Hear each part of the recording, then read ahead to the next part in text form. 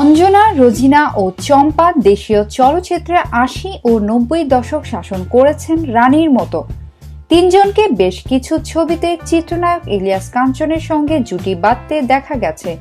এ তালিকায় আছে অচেনা, রাধাকৃষ্ণ, ত্যাগ, পরিণীতা সহ অনেক ছবি।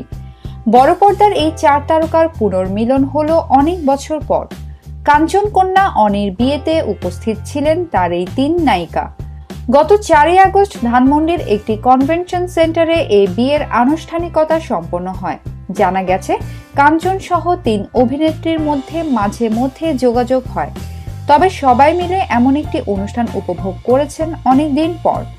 এ প্রসঙ্গে অভিনেত্রী অঞ্জনা বলেন, দেখতে দেখতে সময় কি করে চলে যায়।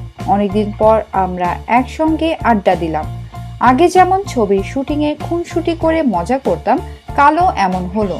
পুরনো অনেক স্মৃতি হাতড়ে গল্প করেছি সবাই। বিয়ের অনুষ্ঠানটি আয়োজন করা হয় দুই পরিবার ও তাদের ঘনিষ্ঠদের জন্য। এখানে তিন অভিনেত্রী ছাড়া বিনোদন অঙ্গনের তেমন কেউ ছিল না।